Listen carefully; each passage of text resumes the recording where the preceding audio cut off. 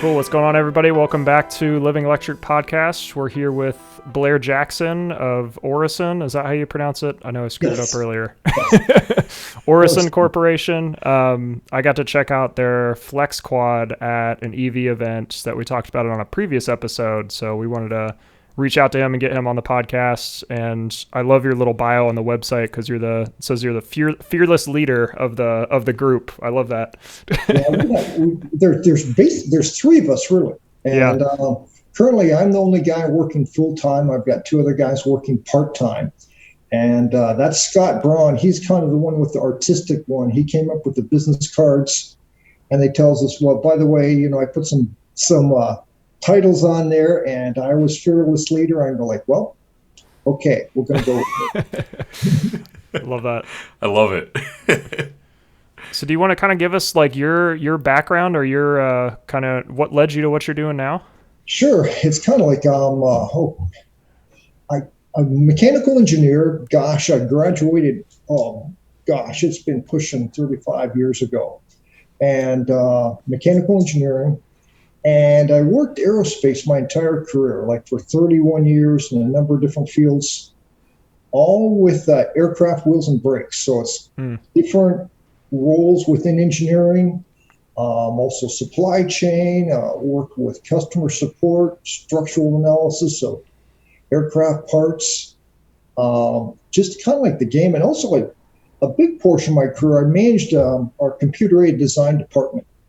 Oh, okay. And the interesting thing is, like, I look at my career and I never really had the opportunity to design a lot of stuff. In aerospace, it's a pretty deep discipline. Yeah. So you find yourself, there's a gazillion administrative things to be addressed. And the guys in my department, they were the designers and they did a good job. And my role was just kind of make things work as smoothly as possible. And you look at the design process and there's plenty of opportunities for kind of like things to get hosed up process-wise.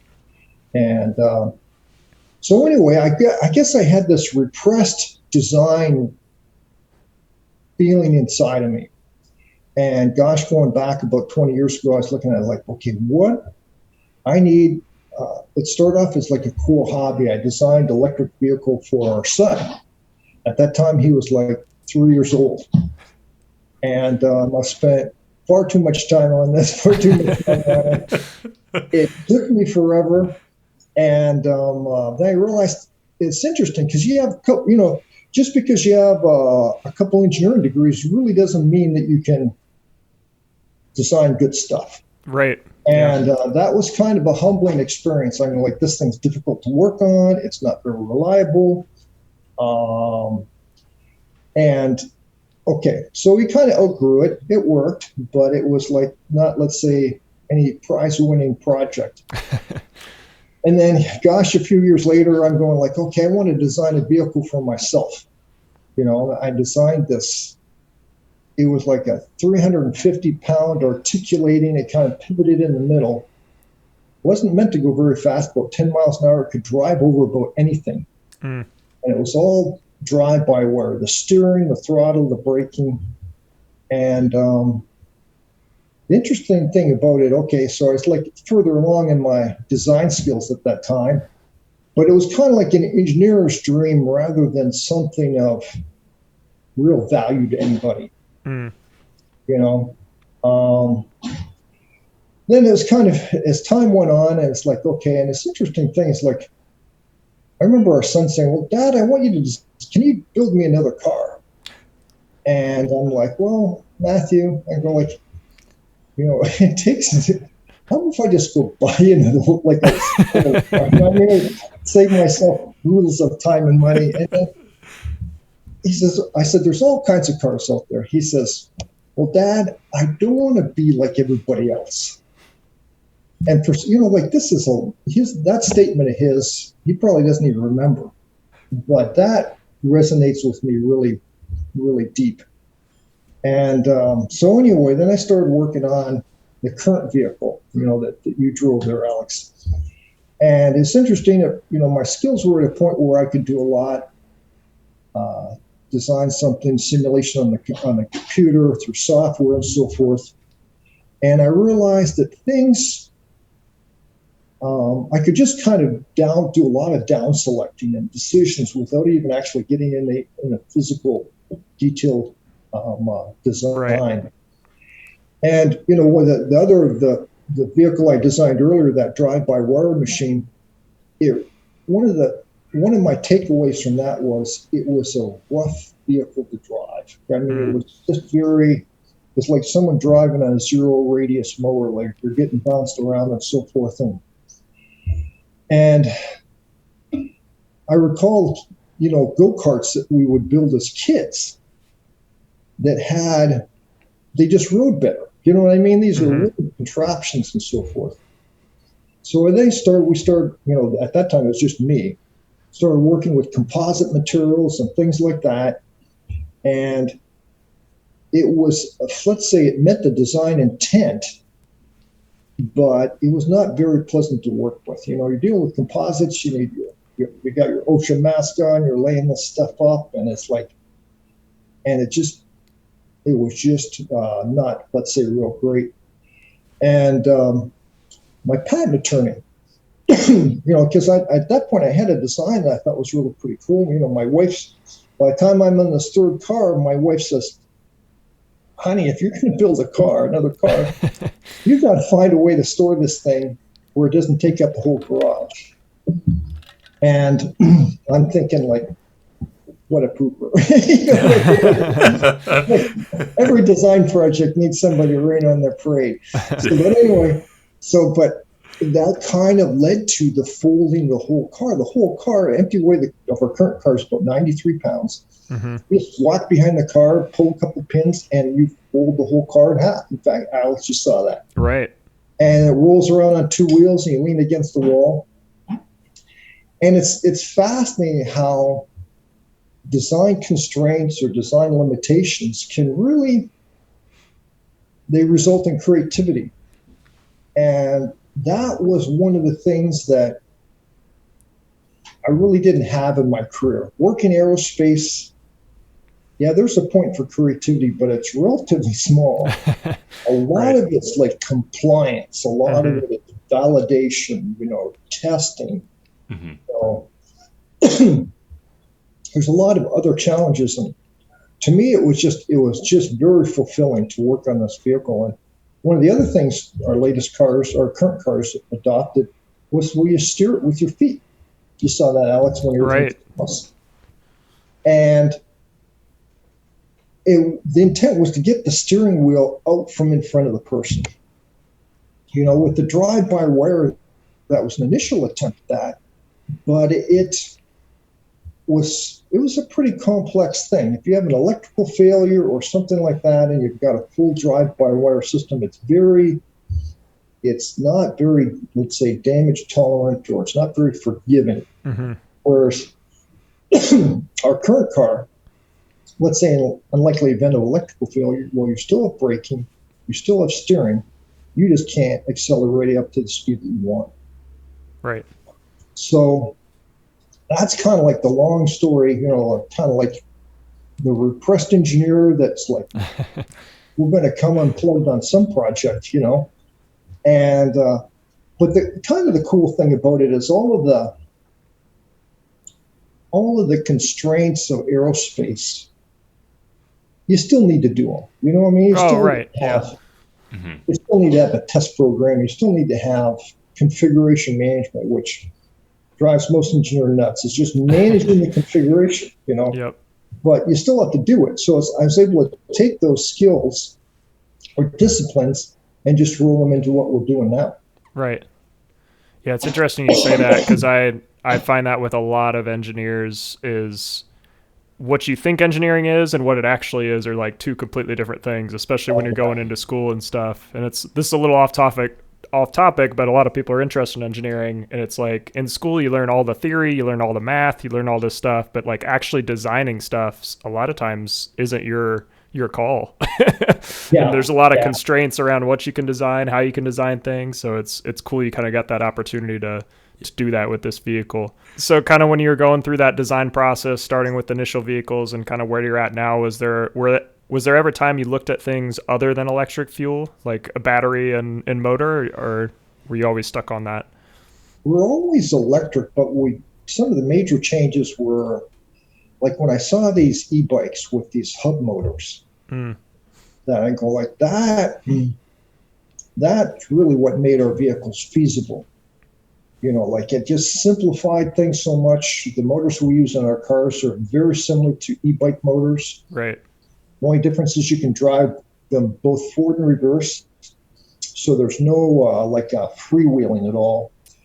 But other than that, and the windings are a little bit different to give us the speeds that we want and the torque that we want. But back to your question, it's always been some form of electric. I just kind of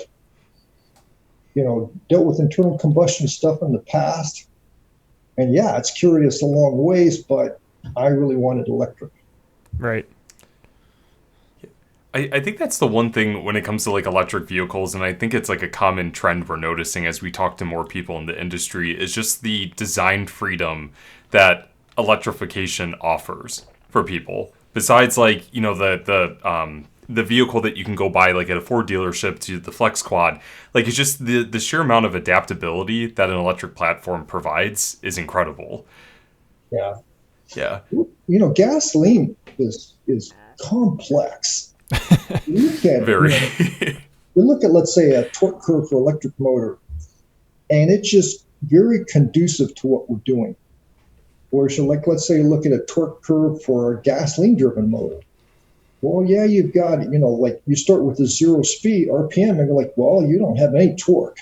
It's not until you get up to a certain RPM, and it's like, so just through transmissions and clutches and all this other hardware, and who knows how many engineering hours, we made internal combustion cars really pretty good. Mm-hmm. And but now the world's kind of starting with a kind of a fresh slate or clean slate, and going like, wow, a lot of this, we really don't need. Yeah. Yeah, right. It kind of adds just an immense amount of complexity to what a vehicle should be. Blair, I had a question for you. Since our podcast is both visual as well as audio, can you give us like a overview of what the FlexQuad looks like and kind of what your design inspirations were for Sure. it? What I'll do is I'll fire off you guys some pictures and maybe some video clips and stuff like that. That'd be perfect. I think that'd be a good way to do it, as far as kind of embed stuff in. So as we're talking, go like, okay, how does this thing work? Alex is adopted. You drove the unit.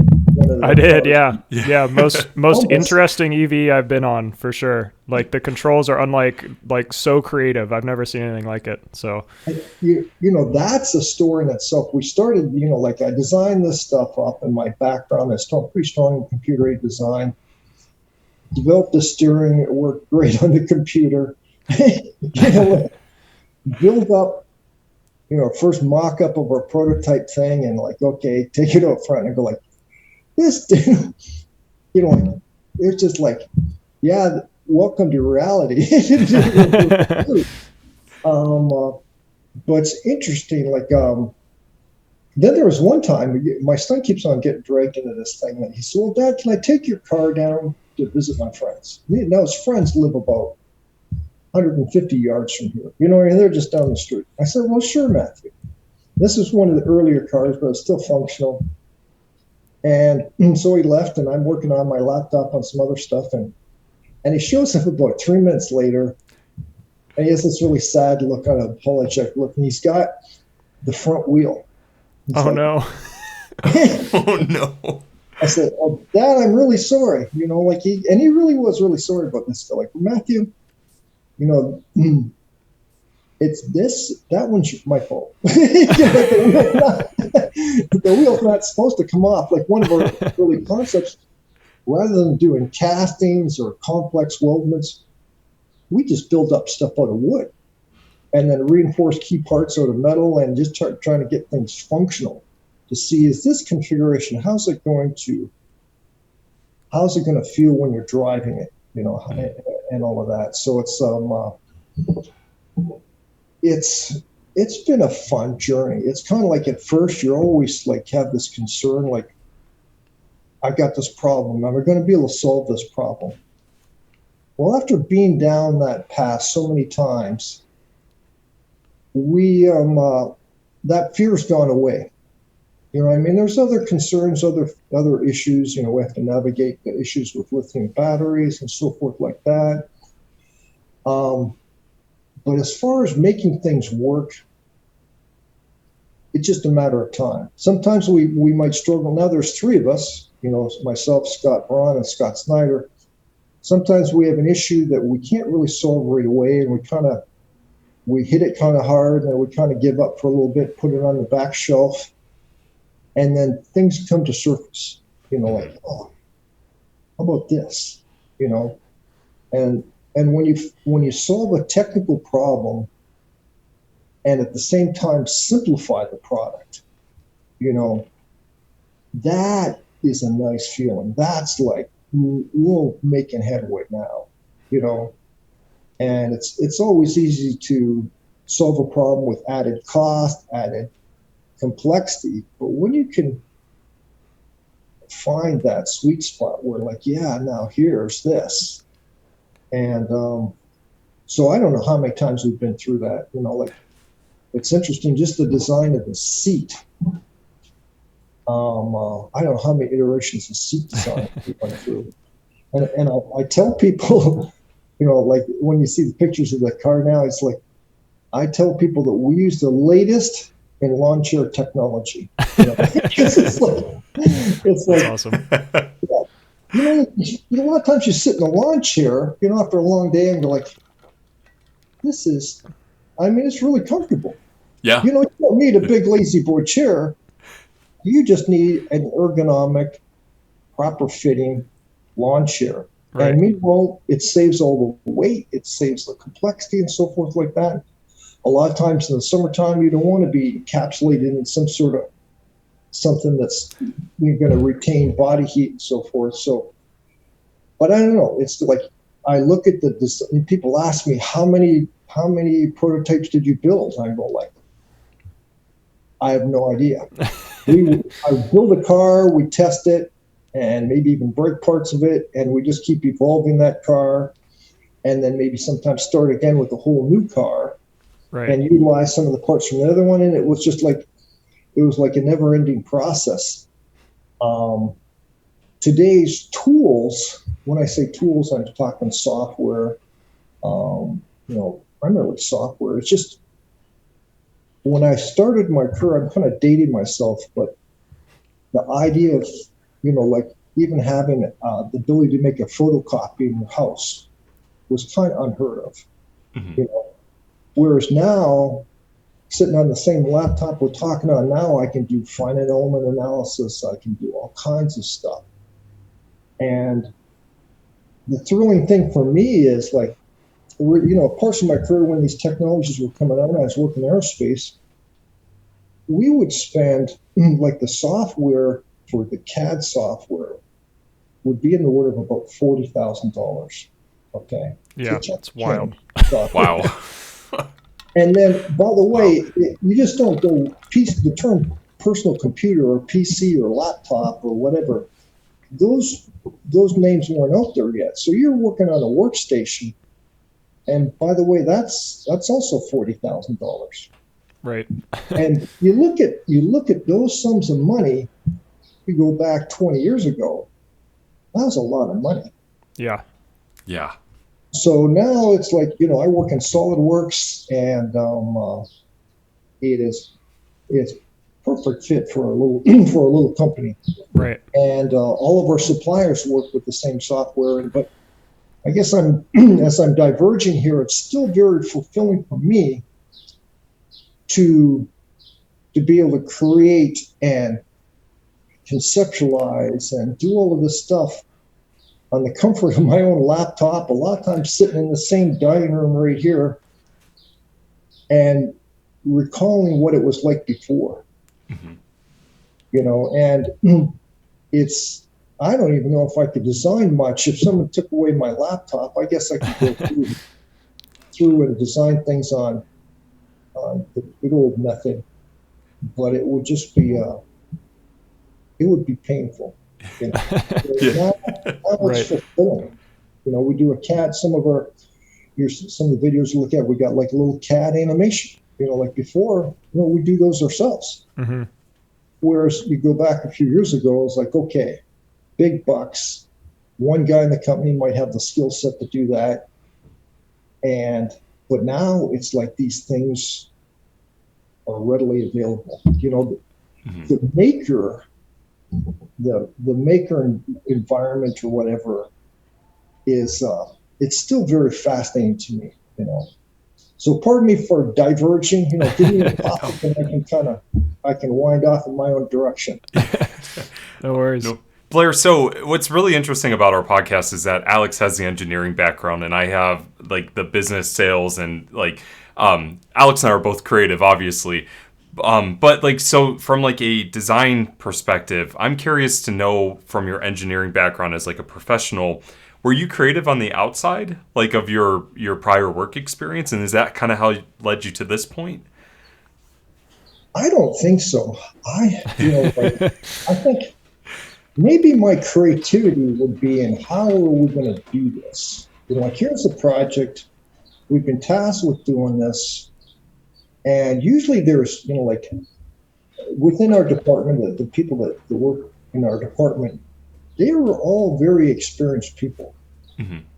And and also that, let's say the engineers, the other engineers, the project engineers, the stress engineers, and so forth like that. There was a lot of expertise. And so I'm sitting there going like, well, and I worked with customer support. I knew how the product worked in the field.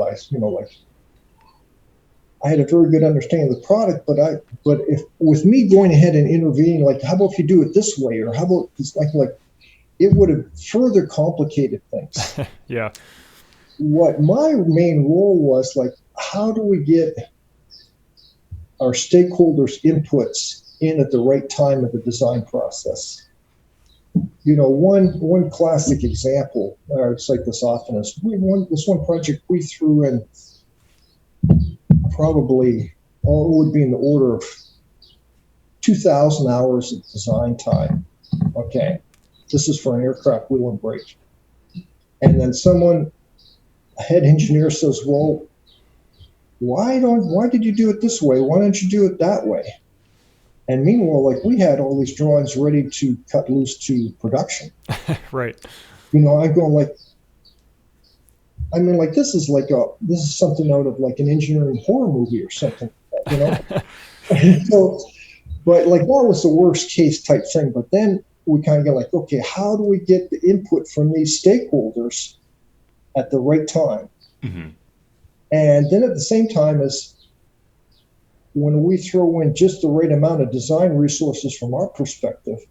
So if someone says, well, why don't you do it this way versus that way? And we're like, well, yeah, we can do that. We've got maybe 30 hours worth of work in this. You know, it's not a big showstopper. Yeah. Right. And so that's and even to this day, I still have issues where I almost fall in the same trap. It's like, you know, as engineers, we want to create, you know, we want to, let's say, bias for action, design it, build it, test it, refine it, you know. But then sometimes, if you don't really manage that within yourself or within your small group, it's easy to get off and throw a lot of resources into the wrong direction. Mm-hmm. Like a classic example is the front of our cars, and you'll see this in some of the pictures. We had a casting, and this is a reasonably complex casting with an aluminum casting. And I've got a huge amount of time in that personally. Since it's a small company, I mean, like, design it, actually machine make the same casting pattern, CNC that on someone else's machine that I could borrow time on and stuff like that. And in some cases, I had other people's CNC features that I didn't have the capabilities of doing. Anyway, I probably have a close to a man-year of time in that casting between the design, testing, making the tooling, and all this other stuff. And then about several months ago, we're going like, these castings are too tough. Let's go to aluminum weldment. And this is, I can't blame on someone else far off in the organization. It's a pretty Right. flat organization. I was the main guy with with that. I go like, so it's always, I guess in summary, it's always a learning process. I've been at this engineering for a long time, and it's important to stay humble. If you're doing, if you start to pretend you really know what you're doing, you're going to get whacked upside the head pretty hard. Right. So that's at least we can go ahead and we can, we do a lot of sheet metal parts or laser cut parts or such and such, and we go like we can create these designs reasonably quickly, right, and evaluate them quickly without a huge cost and tooling and things like that. So I'd say we're developing core competencies in key critical areas, but boy, it's I don't know, there's still a lot to it. Right. Could you walk us through maybe kind of what the driving process is like? Because it kind of has this go-kart form factor, but you definitely don't operate it like a go-kart. Could you kind of walk through how you operate it for those that haven't driven it? Sure. Okay, so basically how that works is like, we should send you some footage on this too. Basically, Right. It's the idea: put the parking brake on. Well, assuming the car is all unfolded, ready to drive, and just basically climb aboard, and power it up. There's a couple switches there, and the pedals are basically to let's say to steer the car. You move the pedals like this. Let's say as your one pedal, the whole pedal slides forward, the other one comes back. That mechanically turns the front wheels either right or left to turn.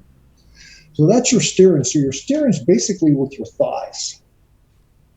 Okay, then your throttle and your brakes are controlled by tipping the pedals.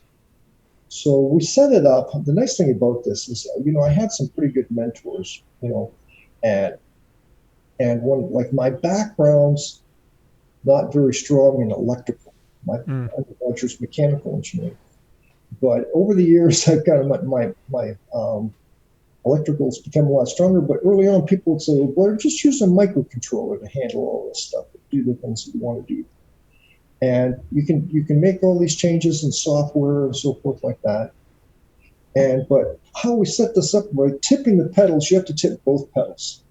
If someone would climb on the car and the car was turned on and they bump one pedal, nothing happens. You have to tip both pedals.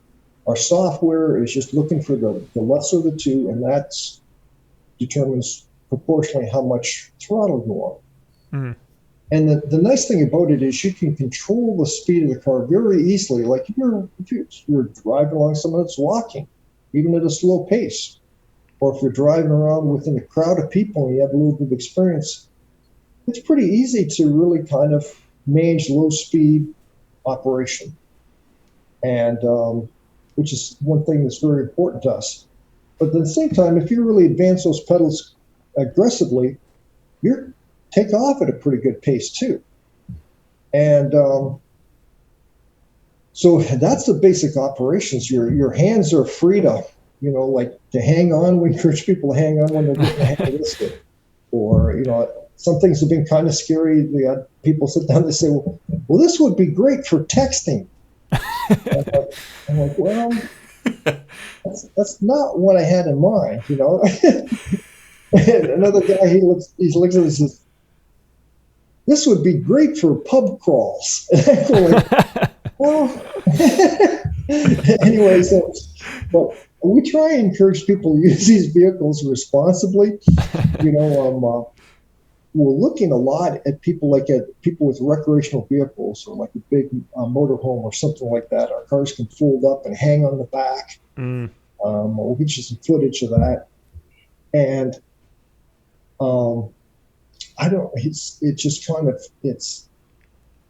I guess you look at the whole, once we got started off in something unique, I never really felt like we had to comply. Right, yeah. I look at e-bikes, and e-bikes are really neat. There's a lot a lot of value to an e-bike, but e-bikes aren't for everybody. You know, one of the things we're working right now is like, how do we include our cargo or hauling capability? You know, if someone's got, okay, well, I want to head over to, you know, I'm at a campsite, I want to head over to do my laundry or something like that. And like, so we're looking at our accessories on what can we put where? You know, I mean, how can we store this stuff? And working with the local company who are actually in Dayton, and these guys are into custom backpacks. You know, like they actually their dad, and it's two sons I'm working with, but their dad is into canvas products. He's Gilman canvas products for boat covers and pool covers and all this other stuff. Well, his two sons are in their 20s. They developed this small business and they like these really cool stylish backpacks.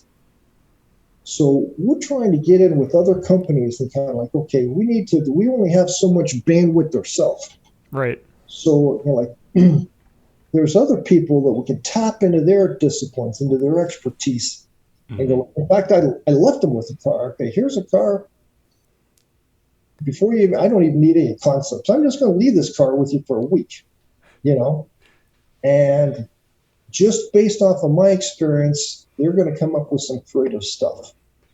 You know, we carried the ball so far in the design development of it. Now, when you get into certain specific areas, I'm like, we can tap into other experts and see what these other guys can do. So, yeah, right. I don't know how that relates to your question, but anyway. No, that's perfect.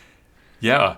No, I think it's great to, you know, take advantage and like collaborate with other people who have different skill sets to not only improve your vehicle, but improve the consumer experience as well. And plus that gives them the experience, you know, the other businesses you work with to move forward with those programs or projects as well. So I think that's really cool. I'm curious to see how that turns out with the cargo hold. And we do a lot of camping, so that would be nice to, you know, put like our tent or any other equipment and go down the, you know, the trail to our campsite, come back and so forth. Yeah. Just make things a lot easier. Yeah. It's fun if our vehicle is not really an ATV. Mm-hmm. Driving over grass, unimproved grounds, things like that. We've ran it through some pretty torturous stuff. But we kind of really feel that it's got a good fitting for that. It's really best on something with an improved surface. You know, something that's got like pavement or something like that. But driving over gravel, driving over grass, you know, it's very, very doable. Plus, with the bamboo limbs, you see that in our videos type stuff. It just provides a lot of the compliance of the vehicle. As you drive over uneven ground, it's not like you've got a very simplistic suspension system that just works. Right. It goes back to being a kid growing up in Canada and building wooden go-karts, you know, and it's one of those things where something simple fits the need. Right. Mm-hmm. Well, if you ever want to test suspension parts or anything for future iterations, come to Cleveland. We have great roads for that. I've been up there, gets good time up there. Yeah. And you know, there's people out there that go like, well, you know, I would like, you know, we're at that stage now. I can't make this an indefinite promise, but we've given the campers and say, well, just take it for a weekend. You know what I mean? And just kind of be careful. You know what I mean? We give them a little bit of a training thing before they go. Mm-hmm. And then we come back, you know, when they come back, we're like, well, what did people think? And what's nice about it is we're able to take their feedback and we kind of combine it with other things we've heard and we make changes. You know, people say, well, this switch panel, it's just in a strange spot. You know, I can't reach the horn if I want to honk the horn or whatever. And well, we make some subtle changes and boom, now it's over here. It's on your right-hand side. And other things with just the steering, a little bit of looseness to it. Like what can we, you know, like we may not get it solved right away, but you know, our next big design revision, boom, that problem is addressed. And so the feedback, we've been looking at you work on a product and you get so used to working on it that it always looks the same. Right.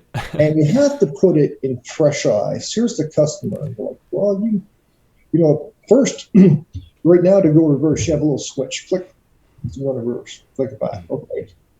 Before, I'd like a little cycle. You'd cycle the pedals like this. You tilt them back and forth 3 times. They'd shift them forward. Do it again, shift to reverse. I thought it was cool. I spent a lot of time on the software. After talking to people, they're going like, that's really cumbersome. Why don't you just do a switch? And I'm thinking, yeah, I over-engineered it. Yep.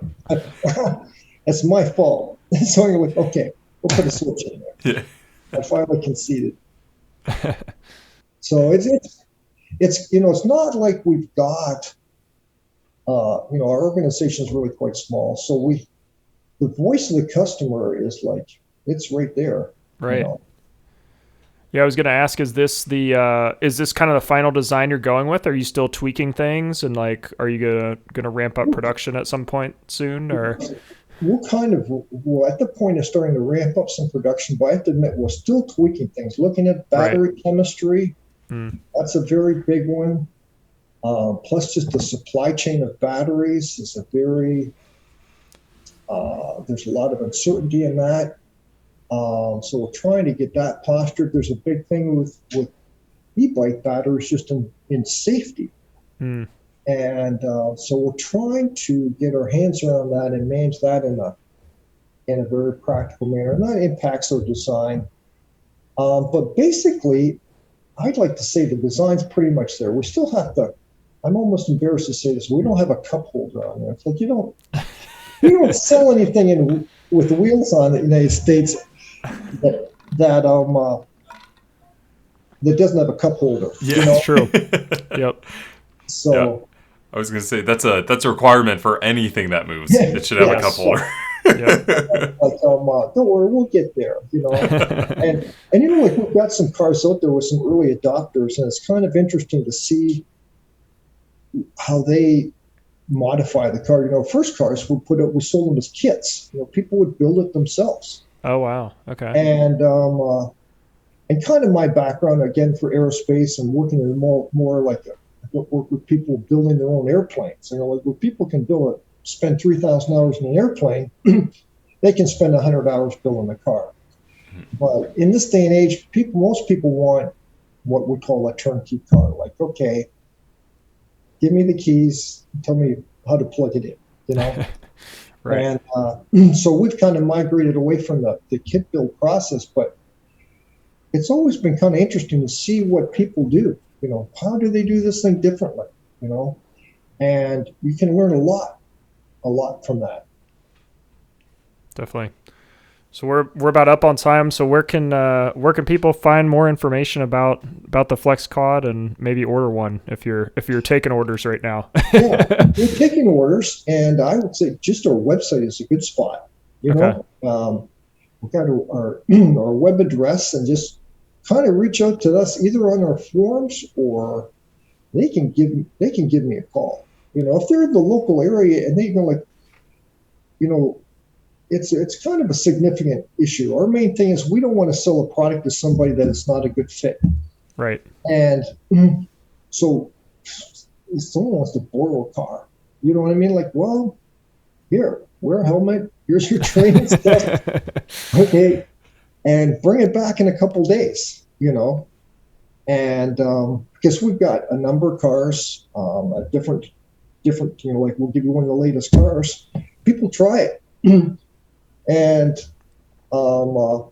we'd much rather have that. It's not like we've got the capacity for a sales staff. You know what I mean? Right. So we're kind of looking at our customers being our salesmen. Yeah. And that's where it's important for us to line the product up with the right people. So anyway, okay. Well, I want to thank you guys for letting me into on your show. Definitely. And I'd be glad to ramble on through the rest of the night on this thing, but we probably should kind of wrap this up. Yeah, right. Yeah. Well, thanks for joining, Blair. Hopefully one day I'll get a chance to go for a drive. Okay, well, being in Cleveland, there's a good chance of that. Yeah. Okay, that sounds good. Okay, gentlemen, take care. Yeah, thanks so much, Blair. We appreciate it. Bye for now. Bye.